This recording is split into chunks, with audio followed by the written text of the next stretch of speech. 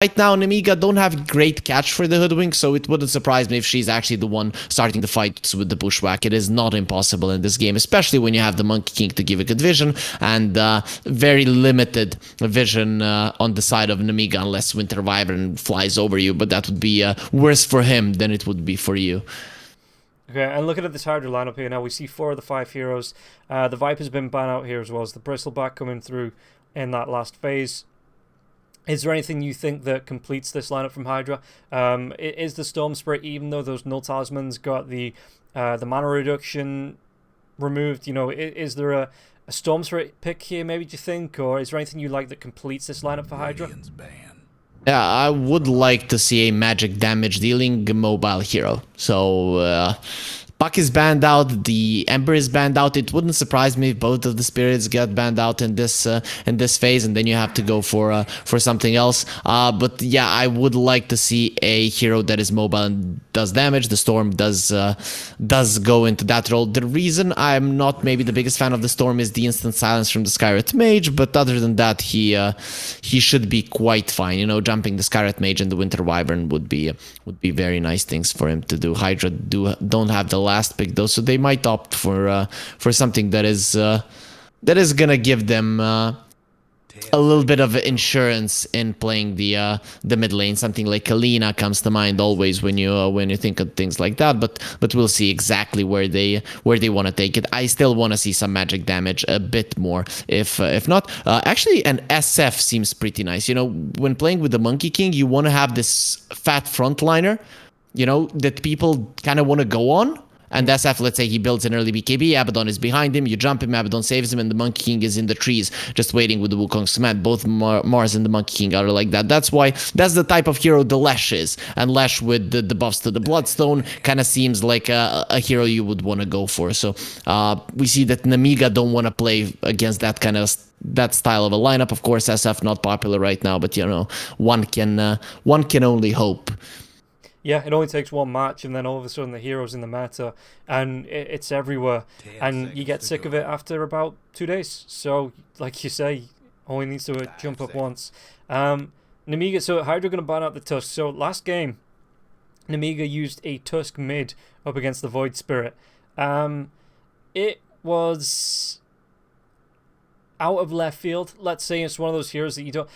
Why would that even be a good pickup against the Void Spirit? You know, because to my 2K brain, I'm looking at this, I'm going, Void Spirit should just run all over this Tusk, but the Tusk actually stood in the lane, looked really good. You know, why is that a pick that Nemiga wanted? Melrine plays it quite a lot. I know that. He maxes the first and the second spell, if I'm not mistaken. He probably did that in the previous game as well. I didn't watch it from the start. The thing is that hero hits his stride from the 15 to the 20-minute mark. It's not about the Void Spirit. It was, we are playing against an Alchemist. I want to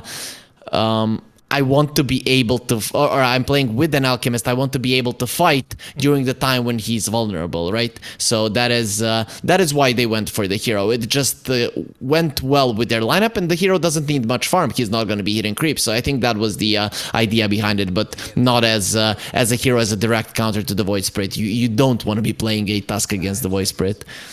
Okay, well, let's see what they want to go for. I mean, the Tusk ban's out, the Storm Spirit's ban. The Void is still in the hero pool. HYDRA, they've got themselves 18 seconds to think about this final pick. Nemiga as well, so it looks like it's going to be, I'm assuming the Scarith Mage support, the Winter Wyvern support, Dragon Knight in the offlane. You've got your Juggernaut carry now as well. So again, Nemiga, they've got themselves 23 seconds to think about this final pick as Tiny comes up for HYDRA. So what's the response here? If you're on Nemiga, you know, you're looking at this Tiny coming up, you're assuming mid lane, what's the instant response from Nemiga, do you think? It's a tough one. Tiny deals pretty well with everyone. You don't bully out the Tiny, so it's a really tough one to call out right now. You have a mix of physical and magical damage on your side, so you're kind of not afraid of the Tiny not being able to die. So what would go well with their lineup? I doubt you want to put the DK because he gets too close and personal, and the Tiny is pretty good to just disposition him. Oh, that's actually a pretty good one. That's a pretty good one. The Abaddon doesn't save you much against the Necrophos. The Tiny has high HP, so does the Mars, so the Heartstopper Aura would be quite nice. During the laning phase, I guess the Tiny will deny a lot of creeps from you a little bit in the beginning, but as you get more levels in your first and third spell, it's going to be harder and harder for him to play. This is pretty solid for Nemiga. The problem I have with them is if they kill your DK, how do you ever get on top of a hero? And considering that you are playing against an Abaddon, you have one reliable stun that is not an ultimate, that doesn't have a solidly big cooldown.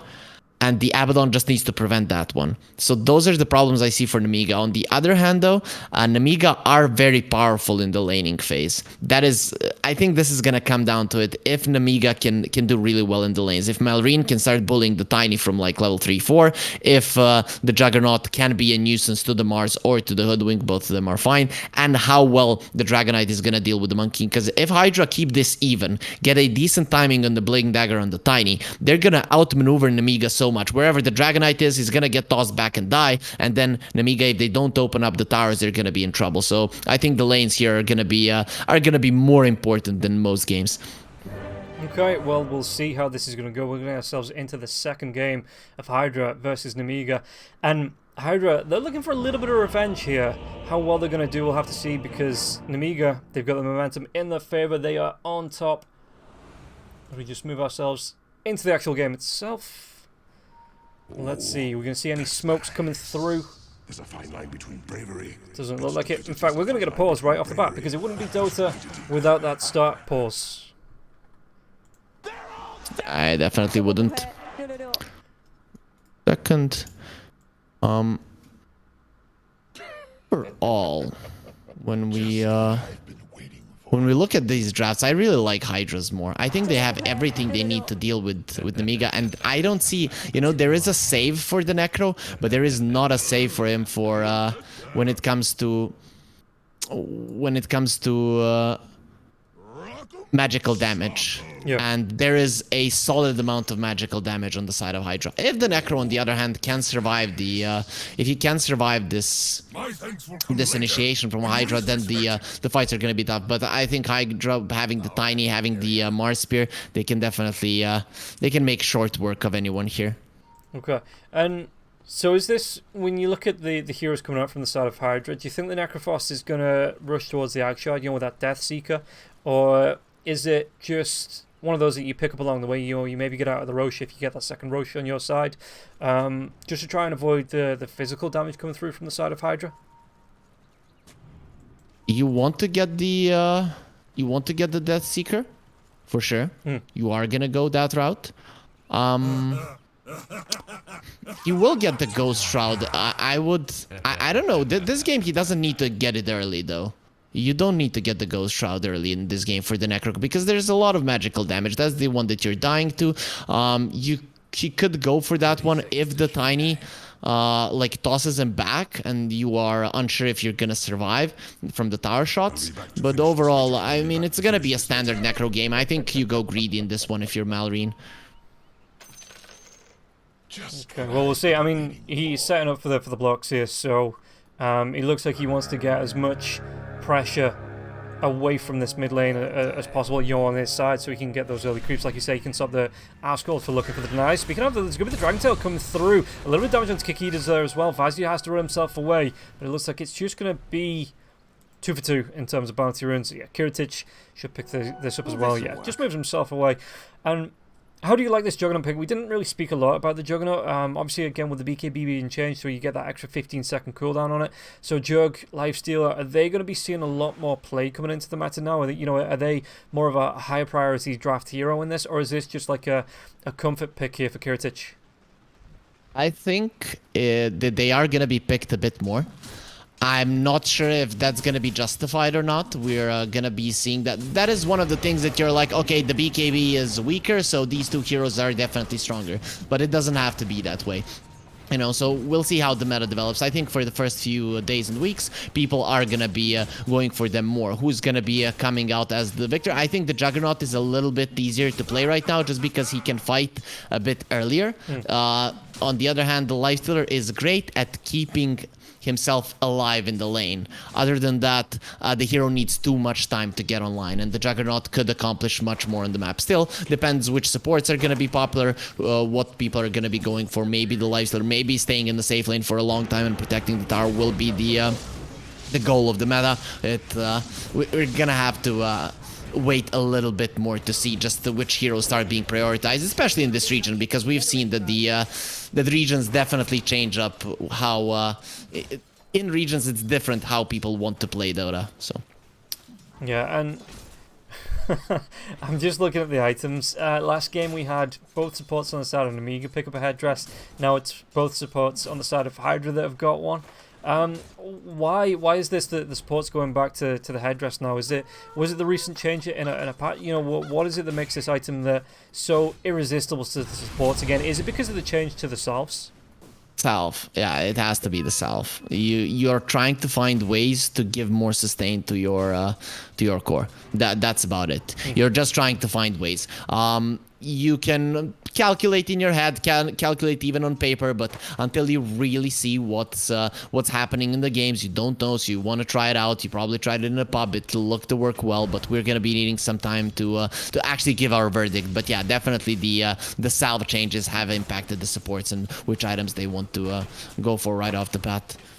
Okay, we can see Koval as well. He's throwing some harass out. He's going to try and get this pull across, get this last neutral creep. Yeah, he even gets the last 10 on in there as well. So the creeps will pull it across. Sobad's trying to throw some harass out onto Koval here as well. Level 2, so he's only got the 1 point into the October, and the Cold Embrace coming out as well, which, again, instead of salve. So is this the patch of Winter Wyvern for the change for salves as well? Does this just skyrocket the Wyvern's pick rate right up into that position 1? With the Bushwhack coming through, they're going to do the Spear as well. The Juggernaut's going to be taking a lot of damage. Can they get that last right click? Cold Embrace, so the heal will be there. There's no damage to follow up onto this. So just trying to look onto this Kiritich back up to half health. And Sobad with the save. Again, that first point into the Cold Embrace. Doing work here in this lane. Yeah, definitely. You could even see the tree being cut down. I think it was the Wyvern who ate a tango. That tree that was that the Juggernaut was caught on. So he didn't get speared to the tree right immediately. Probably saved his life, but even more so the Cold Embrace. Coming back to your question, before that we're gonna see a nice attempt on ICQ. Yeah, ICQ going to be taking a lot of damage, but the spin does wear off. He has that spear if he wants to use it. The Bushwhack comes out as well because you want to try and trade this one off. Doesn't have the mana for the God's Rebuke, so Kiritich. I mean, the Cold Embrace was there anyway, so Kiritich would have been fine. Yeah, you can see ICQ. He's got himself at least a tango coming through now from the Hoodwink. So he should be fine once Koval moves himself back in. Going to be able to get this D-Ward off. Should be able to get it. We will be able to get the block as well. Koval, the regen from the headdress. Maybe another tango handed over to the Mars. He should be hunky-dory in a matter of minutes. The problem is Kiritich has the Blade Fury again. If they get the Arc Deeper and slow on ICQ, he will die. Okay, there it is. Just as you say it, the spin comes out. He's going to try and use the Fairy Fire to keep himself alive. The God's Rebuke comes out as well. Kiritich, but ICQ, less than 100 health there, has to take that last tango from the Hoodwink and just rely on the regen coming through now from that headdress, from the Bracer, which it got nerfed on the regen, didn't it? Yeah, from 1 to 0.75 on that health regen. So it's not a massive change, but it's still a big enough one that ICQ has to be careful. Meanwhile, you know, it can be a problem. You know, you are used to having a certain amount of HP, but okay, luckily there's a pause when Asgold. Oh, okay, that now makes a little bit more sense. Him having the infused range ups though seems to be enough to save his. Oh no, he's dead. Okay, he's dead because Malrine already lifted his hand. Yeah, you can see that one. The Reaper's Scythe, it's mid-cast, it's coming down onto Asgold, and those infused raindrops 6 seconds away. Do you think he goes and bees a gentleman here? Like, I'm not gonna kill him. I think you're never gonna do that, but still, Malrine, he would be so up there in my eyes if he would just leave the tiny live. Okay. Yeah, the answer is no. He was literally, as the pause came out, he was the start of the animation, so I suppose you can cancel the animation, but Tiny was dead either way. Yeah, it just goes to show how much he cares about how I see him. So yeah, Malrino, okay. Okay, either way. So I would like to go back to your question about the Winter Wyvern. I don't think necessarily that that it's gonna skyrocket the Winter Wyvern pick, but it might skyrocket these heroes that do have heals, like Oracle. Winter Wyvern, of course, goes into that category as well. I think those heroes might be getting a comeback, as I mentioned earlier. You can never know just which heroes people are gonna go for, but what we do know is that Malrine, now he finds out that you know, you have to have some morals in this world, and he gets punished for his earlier play. Instant karma. As Asgold was able to get the toss back onto Colville, and then I think it was the tower shot that finally did the job onto the God, the death summary broke as well. So yeah, so oh, there we go. Yeah, it was. So it was the tower attack that did that last little bit of damage that got the last hit there. So it was split between the two heroes, but again, instant reply there from Asgold. And mid lane, I mean, the Necrophos is looking at a lot more lasts, I assume, because he's going to be able to go over. Yeah, he just gets off with the 4 points into the Death Pulse. He can just move himself over like this to the side camp, get those last hits in as well, every time that camp spawns. So a little bit of extra gold there. Meanwhile, the bottom lane, it looks like there's going to be the Dragon Tail stun onto the Monkey King. Monkey King, Rory's going to be taking a lot of harass coming through from the Scarith Mage as well. You know, I'm looking at these lineups and I'm thinking, did Nemiga win the laning stage enough, or did they even win the laning stage? Okay, bottom lane Vazia again is gonna be bambooed on the back a little bit, but just way too fat for them to do anything. Because I don't think Nemiga did enough. Yeah, sure, your Necro is strong, but he is not strong enough to just go and pressure the mid lane so much that you're constantly gonna have to bring in heroes, allowing your DK to start pushing towers. You already said, Nemiga, if they don't take down towers and utilize the Blink Dagger of the DK early on, it's gonna be problematic for them, because looking at HYDRA, better scaling, better team fight, better way to defend towers, it's gonna be a tough one. We're looking at this Necro to be unkillable, but it was already shown that he can die, and he goes for the ghost route. He understands that he might be needing to play a bit more aggressive than he has done so far. Yeah, the bottom lane as well. The Ancient Seal comes out onto the Monkey King, so he can't get that Boundless Strike off. I think he was one attack away from getting the Jingu Mastery there onto Vazia, but the silence, the stuns coming through there onto Kicked as well. He had to use the Aphotic Shield just to try and keep himself healthy. Like you say, this lane here for Nemiga, they're doing a little bit to pressure, but the DK, you know, Rory can sit in this lane. Rory's really not being pressured out of this lane. He's going to be able to sit in, he's going to be able to farm. If it ends up in a 1v1 like this, he's going to be able to get the Jingu Mastery procs off onto Vazia. Vazia's not going to be able to put the pressure onto the tower. So what is it that the DK, does then the DK start to look to rotate at level 6, maybe help push down the mid lane, push down the off lane like that, or sorry, excuse me, the safe lane for the side of Nemiga, or do you just keep the pressure onto this Monkey King as best you can? If you are rotating to the mid lane, it's off of the back of a reactive play. You're saving your Necro and then you're pushing the mid. There's no other way around it. What I think Nemiga need to do is create chaos on another part of the map, or bring Malrine to the bottom lane. For now, it seems like the play will be bring Malrine to the bottom lane. Just with him missing from the map, it's gonna put a little bit of fear towards the Monkey King. So it might allow the DK to get a bit closer to the tower. And now, okay, you're not afraid. Well, Malrine will come over if that's the case. And there he goes. That is going to be another Reaper Scythe. And obviously we saw in the last, well, not the last patch now, with 2 patches in, but within the last couple of patches, you know, the Reaper Scythe now gives the permanent HP regen, the mana regen from kills as well. So he's going to be one of stacking these every time that Reaper Scythe's on cooldown. So now, with the Tiny, I mean, what's Tiny going? He's just going to be going towards he's got the Power Treads, so it's not going to be the Phase Boots this time here for the Tiny in the mid. Yeah, so is it just a similar kind of thing that HYDRA just hold every lane here, you know, keep the towers from going down? Or is there going to be, once the Mars, speaking of Mars, has to TP himself away from that gank, you know? Look at this triple bracer here as Rory, they get the kill on Tabaz here on the bottom lane, but yeah, ICQ, he's got a Soul Ring and triple bracer in this build.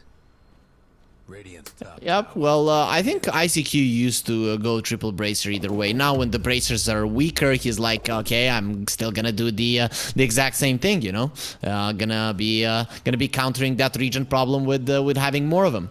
Either way, you want to keep yourself tanky, you want to have more HP. You are playing against the Juggernaut. Physical damage from the Jugger at the start of the game not that high. He's gonna go for the Javelin as well, so the Maelstrom is the go-to build for the Jugger, so you understand that how you're gonna survive. Mars wants to be staying on the top lane for as much as he can, using TPs to potentially kill the Necro or the Dragonite. Top Like lane. this. Yeah, they take down the healing ward as well. They're going to be able to get a really nice avalanche into the spear, but it's not going to be. It will be enough damage afterwards. Asgold throws the tree, connects onto the Juggernaut, gets that kill. Now so bad. Do you want to try and dive onto this? There is going to be the arena coming through now as well. The tower is not going to be able to hit through the walls, even though it is part of the walls. It looks like, but so bad he wasn't speared to the wall, so he will be able to get himself in the trees.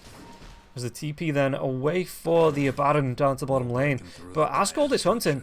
He doesn't want to leave this lane empty-handed here, so bad in the trees, but he's just got himself a nice little corner to hide away in. Meanwhile, in the mid lane, Koval has to back away 4 levels behind Mallory, which is obviously understandable with him being in the position 4, the support, coming up against the position 2, but Mallory, he's hunting, he's got that Reaper Scythe with the Boost of Trial as well, he's fast. Where's he TP into? He's going to be going towards that top lane, nothing to stop the TP, so Mallory in the rotation comes through. Pops that Ghost Shroud. Spear comes through now as well. Yeah, it's going to be the slow from the Arctic Burn. Asgold in the trees, just hiding himself away, just waiting. There's Rari. He's moving himself as well. I don't know if he saw this TP in from the Monkey King, but level 8, no points into the Wukong's command. And that arena's down anyway. With this TP from Nemiga, HYDRA, I think they could have just backed out. They brought a bit too many heroes here. Sure, taking down the tower is okay, but you're gonna allow the DK to push the tower, which he shouldn't be allowed to do. Of course, the mid lane tower is the main one you want to get down if you're Nemiga. That's the one where you're gonna be applying pressure, where you're gonna be staying aggressively with the Necro, and the tower that allows you to smoke into both the jungles for the DK to get the kills. Mid lane? Okay, they have to run away from this Necro. I mean, he picked up the haste rune here, kicked, so he's going to be... Well, the Arctic Burn comes, he's got the Aphotic Shield, he's level 7. Is he holding a point there? He is. He's holding a point just in case he needs to borrow time. Top lane, Heritage. Do they want to try and hunting him. Yeah, it's going to be is in trouble. Really nice bushwhack there as well. The Sharpshooter comes in, but Marlene with the instant TP up as well as so bad. So it looks like they're going to be able to chase away. Koval has to move himself out of this. Kicked it. He's so below. So again, still needs to be careful, even though he's holding that point. Has to be careful about being caught out with the Reaper Scythe. But kicked, he's regenning up. You know, he's looking fine. Nemiga are responding to what HYDRA are doing, and that is a problem, because Asgold will get a blink now. He's gonna be the one hunting. If Nemiga are responding, HYDRA will always know where Nemiga are, which is gonna give such a big advantage to the Tiny. What HYDRA need to do now is protect their bottom. Okay, they already have the ward there on their outpost, so they're protect the bottom part of the map. They're gonna hunt anyone who goes into their jungle, and they're gonna hunt anyone who's on top with smokes. This is gonna be a very nasty time for the side of Nemiga, especially for their support. You need to minimize the casualties right now. You do that by posturing aggressively with the Necro, but can Malrine survive? That's going to be the real test now. Yeah, and, well, he's actually got himself the hood, so he's got himself a little bit of extra regen in there, the magic resist coming through as well. So he's decently survivable. Whether he can survive, like you say, the full burst of HYDRA, but the DK is now moving freely because he's taking that tier 1 tower on the bottom lane. He's looking towards that blink dagger. He's only about 200, 300 gold away from being able to pick that one up. So that's going to then, I guess, activate the DK, you know, free him up for that role of being able to back up the Necrophos as well. If he can take a good fight, then there's going to be the Dragon Form to come out for maybe a free tower. So we'll see, because, I mean, like you say, Nemiga, even though they have to be careful about where they rotate into the enemy jungle, it's still looking like some pretty good timings coming up for this side. They are. Still, it's about the mid lane tower. Can you take it down? The Blink Dagger usually wanted after the tower has fallen so you can hunt heroes, but revealing your blink and then getting the tower is quite nice as well. The problem right now is what happens if HYDRA take your mid lane tower and they support kill on top of that. It's a good positioning from So Bad and of course from Hellscream. They are not putting themselves in any kind of harm's way, but can they defend the tower? It still comes down to can Malrine survive. He is very tanky though. You can see that the Necro is doing well, and that is the reason Nemiga are doing so solid in this game so far, but the tower is falling, and now the supports on the side of Nemiga, they're gonna be in trouble. Yeah, you can see Koval as well. He's got the sharpshooter up. If you can get a really nice pushback onto Vazia, they could potentially look for the kill. No, it's just going to be the Wild Wing Ripper that gets caught out. So, no follow-up from the side of Hydra. Like I said, they did take that tower. They looked for that gank afterwards, but Koval, I don't know if he had the backup to pull it off as well, because all 3 cores were moving away from him. As he gets himself towards it, I like the Spirit Vessel pickup here for the Hoodwink up against this Necrophos that's just going to have so much regen, so much health replenishment coming through from him. This Spirit Vessel is really going to cripple him coming into these fights, if he gets any charges. Now is the test. Nemiga are gonna be pushing in with the Necro being up front. The DK wants to jump whoever he can, and they're just gonna burn him down with the Mystic Flare. So this is now the timing for Nemiga for them to equalize this game. They are winning in terms of gold, but in terms of map control, they're not doing so hot. I can see that their ward on the top lane will be expiring, but they're being a bit too scared. I think this was the perfect timing for them to jump whoever, but this is the power of the Abaddon. Kicked, he just shows himself, and suddenly your idea of how you're gonna go in is gone. So it is actually a problem right now for Nemiga where they're gonna be getting kills. Cause sure, your Necro is farming, your Jugger is farming, but if you're not using the DK, if you're not using the Skyret Mage later on, it's gonna be problematic for you. Yeah, and let's say the Skarath, he's got himself a double null Talia in this position for as well. He wants that blink. I'm surprised to see the blink coming out for the Skarath Mage in the queue and not like a Rodovatos for Hellscream, just because you've got Vazia that's got the blink that's going to be able to engage the follow-up from the Necrophos as well. So, oh, the Bushwhack comes out. I think he'll be able to go into the Dragonite though. Was that follow-up damage? The Avatos comes in from the Tiny. One more right-click though. He's going to be stunned. He's going to be slowed up. Koval, can he do the damage? And the silence comes through onto the Tiny. He's not going to be able to. The Tree Toss, it's off the mark. And Vazia gets himself away. The Cold Embrace comes out, so the heals onto the Dragon Knight with the 2 points into the Dragon's Blood there as well. Vazia, he's going to be A-okay. That's actually the Skyret Mage saving his life with the silence. He couldn't tree toss immediately, so it does give him enough time to get himself away. Even if the tree had connected, it wouldn't be that big of a deal. Now Nemiga are going for a smoke because they know that the enemies are not in position in mid. And the rotation comes through. Can they go into Kikid? And they see him. They do see him. They're going to be able to get the Blink Dragon Tail come through. He does have that borrowed time, I do believe. It's going to be instantly popped. Going to try and go for the TP. Nothing to cancel. There's nothing. Okay, yeah, they commit the Winter's Curse. I mean, I suppose that's fine. 17 minutes in, as long as it secures the kill.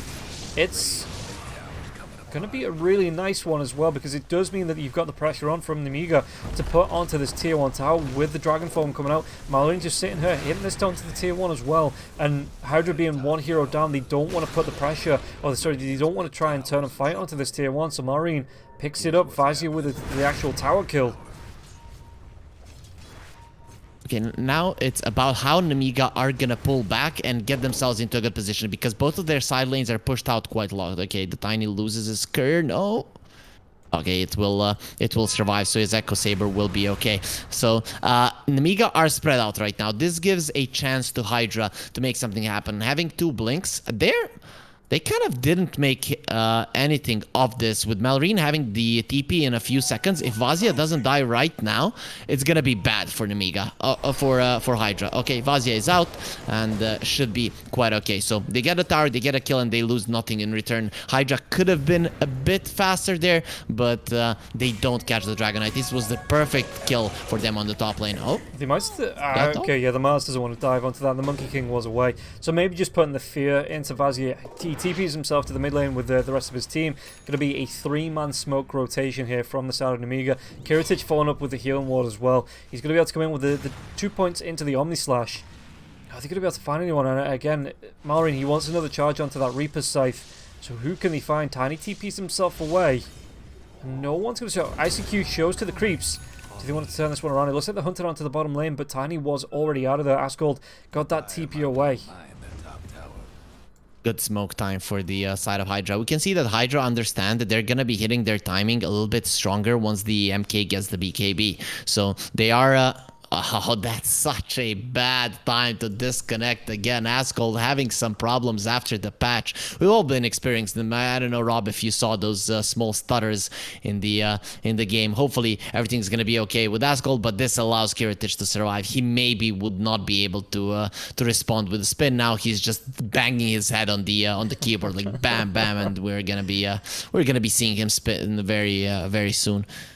Yeah, Kiritich, he's hitting that Q button harder than the people were hitting F5 for the patch notes after NA ended last night. So let's see.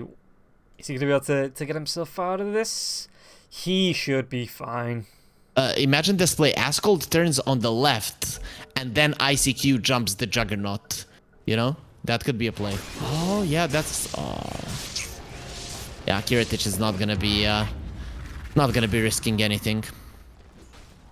So Nemiga are controlling the part of the map that they need to farm. That is quite nice. The problem still, they're not getting kills. So their DK and their Skywrath Mage really aren't getting anything. Once the BKBs are there on the Tiny, on the Mars. Okay, Tiny is going for a Aghanim Scepter. That's really cool. Having the Echo Saber, gonna be quite nice inside of the arena to see that one used. Kicked though, again, always gonna be giving a vision of Nemiga. This is why I prefer the Hydra's lineup. Yeah, you kind of see both lineups are the same, but the Abaddon is way too good at fighting your plans. Mid lane. Asgold's going to be taking a lot for Ras damage here now as well. Can he get himself out of that? That Mystic Flow is instantly cancelled off. They're going to be able to get the arena the pin off as well, but the Cold Embrace comes out now. The Bushwhack won't connect as well to Vazia. Sharpshooter will be there onto the Skywrath Mage. The spin comes out from the side of Kiritich as well with the curse onto the Mars. Mars was going to be a little bit of damage coming through from the Abaddon, but with Wukong's command, do they have anything to counter? So this is going to be the Omnislash coming through as well. So this could be 2-3 heroes inside the Wukong's command. Really good toss from Asgold. It's going to be a double kill for Rari. Exactly what he needed to get the momentum going in his favor now. Man, every team used their spells perfectly in that engagement, and it looked like it was gonna favor Nemiga, but then they make a mistake. They overlap the stun of the DK and the Winter's Curse onto the Mars. It allows for Hydra to position themselves. Now with Wukong's command, the Tiny jumps in, and that Omnislash was doing a ton of damage, but the main damage output of the Juggernaut is when he's spinning, not the Omnislash with this kind of a build. So it does make sense that he's not gonna be able to bring those heroes down. ICQ with the Bulwark, you have the Abaddon right next to you. He's keeping you alive, and suddenly it's Hydra getting the kill. And now we see, you know, there was bound to come a time when Hydra are gonna win a fight, and this was just a small mistake from Nemiga, but I really like that. They eat the tree from the Bushwhack, they save the right heroes. Now they go for the Abaddon, 4 seconds until the borrowed time. Is he gonna be there? Is he gonna get it? He does! Oh! Perfect timing there from the Abaddon, 100% calculated. He knew what he was doing, and yeah, Malrine, just before that Reaper Scythe connects. Man, it's good that Malrine doesn't know. That is that is a good thing. I think if he knew what just happened, he would feel so freaking bad. He knew that it was close, but like maybe he doesn't have it, I don't know. But if he knew that it literally popped when his Reaper Sight was slaying the Abaddon, he'd be really mad. But Hydra, they know there's no Reaper Sight, and they're gonna be going. They know exactly where their opponents are. Despite Nemiga having vision here, it's Hydra in the smoke. They're gonna be spotting the DK right now. So Vazia, he can probably start saying goodbye to his family right now. Yeah, it looks like the rotation is going to come through. Koval's going to be able to get the good Bushwhack off immediately into the Sharpshooter now as well. Just throwing up into the air, and Asgold deletes in the Ancient Seal. It's not going to be lasting for too long. It's even going to be a really nice, just Rari coming through with the Boundless Strike there to get the stun off onto for the double kill onto the Skywrath Mage. Really good setup all the way through there from Hydra, and this opens a rush. Yep, it definitely does. Kicked is doing such a good job in this game. It's insane. And from the start of the game, you could see that Hydra had the idea of what they were gonna do. They were gonna force Nemiga to respond. With Nemiga having relatively slow heroes, sure, you got the Boots of Travel of the Necro, but you can never look at a Necro as a mobile hero. You know, he's just not. So Hydra, they were patient. They knew exactly what they were doing, and now they even get the Roche. It's gonna stop. Nemiga are at a timing still. They're still pretty powerful on their side. You know, jump in, blow someone up with the Mystic Flare, silence the Abaddon mid fight. But the problem is that it's always kicked in front, so he doesn't have to think about, am I gonna be silenced? I'm gonna give all the vision to my team, so even if I'm silenced, they're gonna be able to play accordingly. So Hydra from the start, they knew exactly what to do, and I'm getting very, very afraid for Nemiga right now. Will they even get a chance to execute their lineup? Yeah, and I was just looking at the Mystic Flow as well. It is only level 1 on that, so it's only 800 damage that it puts out. Abaddon, he's got that borrowed time if he needs it as well. He just immediately gets popped there. Backline, Sharpshooter. I think that split the wickets between all the heroes on the side of Nemiga. So now it's HYDRA. They need to run themselves away from this. The Abaddon's going to be getting pretty down low. The backline, so it's going to be a really nice Wukong's command. Hellscream though, Cold Embrace comes out. Merlin's going to be taking some harass. It just uses the Ghost Shroud. It's going to be the Dragon Tail onto the Tiny. Do they have the damage to take down the Tiny here? Asgold again with that Aegis. Yeah, he's going to be able to do a lot of damage, but his tree is down. He didn't get the shard just yet. Doesn't even have the scepter just yet either. They're going to be able to get the kill into the Dragon Knight. Winter's Curse will be used onto the Monkey King. The Monkey King, though, is going to be able to leave himself away. The toss from Asgold right back onto Mallory. Mallory can get himself away from this one, not with the spear. And now a really good lead. He's trying to keep himself alive. The heal up the Cold Embrace now as well onto the Scarith Mage with Hellscream. He's going to be screaming as he gets sent to hell and gets taken down Rari with the double kill.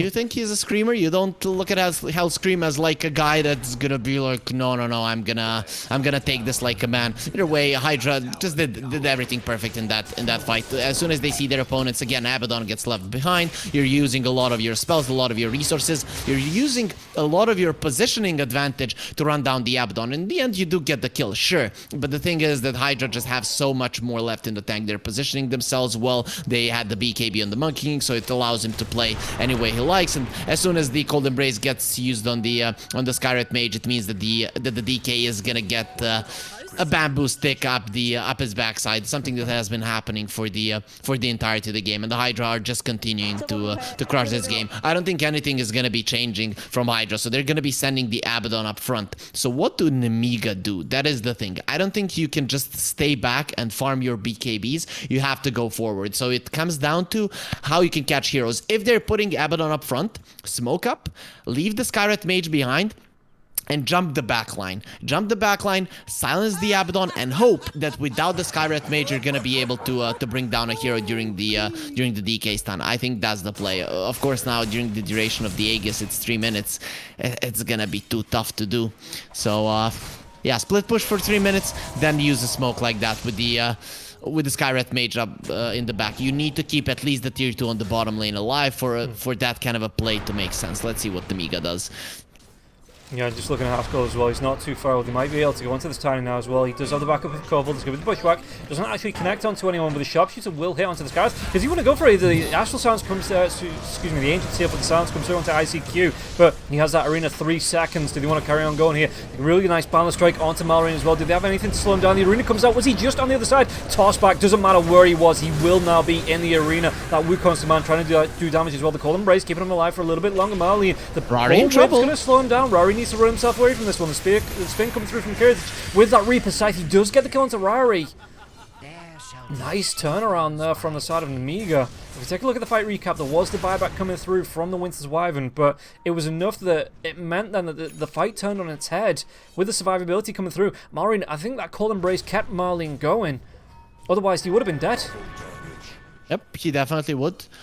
This is the thing that teams sometimes do when they're winning the game, and they are winning the game because of the fact how they played it. They never dove too far on the side of HYDRA. They always know how they have to fight, and they always fought really when they would pull in Nemiga in a bad spot. Here, they were diving. They were diving because we have everything. We have our BKBs, we have everything. But the thing is, in Dota, positioning is everything. You can have like a big advantage. You can have all of your spells. If you're not in a good position, there could be a turnaround just waiting for you. So that is pretty much what happened here right now. I think HYDRA should have learned their lesson, but it gives time for Nemiga. So it delays that Aegis, and now Nemiga, they have a chance to play a team fight as I envisioned, on them being on the aggressive, getting that kill and pushing HYDRA back, because you have to always think about, you're gonna win the game if you can win an aggressive team fight. If you're just winning defensive ones, sure, maybe winning defensive fights is your preparation for the late game,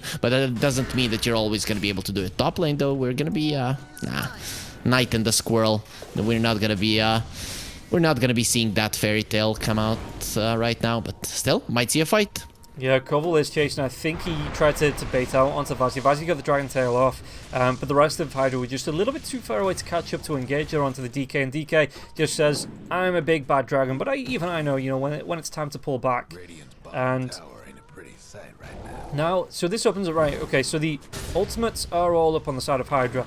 We've got the Aghanim Scepter up for Tiny as well. Is this just the... I mean, so he's got to be in the trees, I guess, to be able to throw them out with a tree toss, but is this a big impact spell now with the arena coming through? You know, if you lock down 2 or 3 heroes in it, are you just going to see like an absolute just decimation at the side of Nemiga? Until he gets a crit, no. But once he has a Crystallis, it's definitely going to be that. Oh, look at the Mars in his awesome positioning. Oh, the arena Didn't just get the comes BKB through. off. What's he going to be able to do with this? It's going to be the Reaper Scythe. ICQ stays alive for a little bit longer. So it's actually going to be Vazi that gets that kill now as well. Wukong's command. Can they take down Rari? Rari's going to be off that tree, but it looks like the spin comes through from Kiritich. Kiritich over the Winter's Curses. There is going to be the BKB for the Monkey King as well. So the Monkey King shouldn't be too bad. Yeah, I think he'll be able to go. Omni Slash comes through. Onto the Tiny, doing a lot of damage onto the Tiny now as well. It's already going to be the Mars. Going to get even more out of this Rari. Trying to keep himself alive. He will go down. That's going to be 3. Will it be 4 kicks? Trying to get himself away, but just can't. And Koval, the only one that steps away from that fight on the side of Hydra.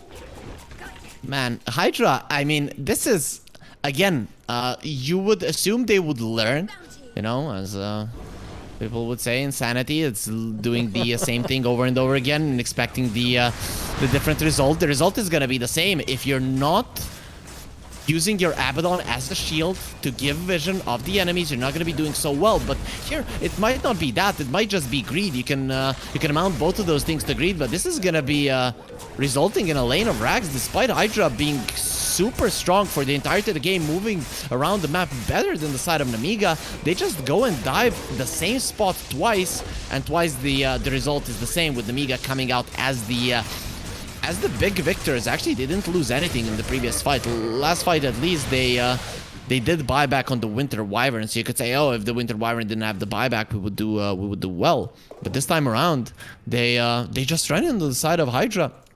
Don't use the BKB on the Mars. I don't really know what he's waiting for. If you get one support down on the side of Nemiga, suddenly they're in a big damage deficit.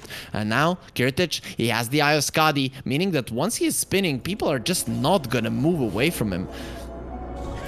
Yeah, and as well, so he's going to be going, let's say, straight through to the Melania. He's got himself the Elven Tunic in his backpack as well, which is going to make it even harder for the Monkey King, for the Tiny to get him to burst him down. Titan Sliver will be swapped out. So Roche 30 seconds at least away as well. Is this where Nemiga kind of slow it down? Do they want to maybe try and take this next Roshan, or are they going to be ramping up and they say, we're not even going to wait for this next Roshan, we're going to try and take down this last Rax in the mid lane, we're going to put the pressure onto Hydra, and we're going to force them to turtle in their base? The thing is, do Nemiga feel stronger? That is the deal. Or do they feel like, okay, we've taken down a lane of Rax, we're not sure what to do. I still favor Hydra in a sense if they play everything nicely. The problem is, of course, with the mid lane being pushed in, there's going to be much more maneuverability for Nemiga, and that is something that they were lacking. They were lacking mobility. Now with the lane constantly pushing in, you will have more info than you're actually used to. So I think Nemiga should be looking to use that info and not get too ahead of themselves. If they would go on the Abaddon once again, it would give an opening to Nemiga to once more win a fight. You know, Arena, the Tree Volley, the Wukong's Command. You can easily lose a ton of heroes in that one and just straight up lose the fight. So yeah, just control an area. They're deciding to do that one to the top one, so they want to fight around the Roche pit. They want Hydra to be the ones running towards them, because then it's gonna be much easier to position. Then the Abaddon can't really give all the info, and he's gonna be pulling his teammates in rather than pulling the enemies into his teammates, and that immediately kind of should decide the fight in favor of Nemiga. So let's see, Nemiga probably gonna stay here for a very long time, with Hydra trying to pull them on the bottom lane. And luckily for Hydra, the Roche isn't gonna spawn for another minute and a half, so they can actually hope for some TPs to come here. But the Juggernaut, he knows what's up, and he's gonna force them to come to top first. Yeah, and I liked when the fortification came out for that tier 2 tower, we saw the Winter Wyvern use the Cold Embrace on the catapult to keep it alive, to keep that pressure on, and it just meant that the tier 2 tower went down that little bit much quicker. Kiritich was able to step up, like say, onto the tier 3, do a little bit of damage to that. I think he'll be able to find out ICQ. He throws that arena out, but this is a really defensive arena. The Skarath Mage not going to be able to get off anything. Mystic Flare will miss, and ICQ will be able to get himself away, but that's going to be the ultimate down for the next 90 seconds here on the Mars. No ulti, no BKB. Longer cooldown on the BKB means 30 seconds Roche time for Nemiga.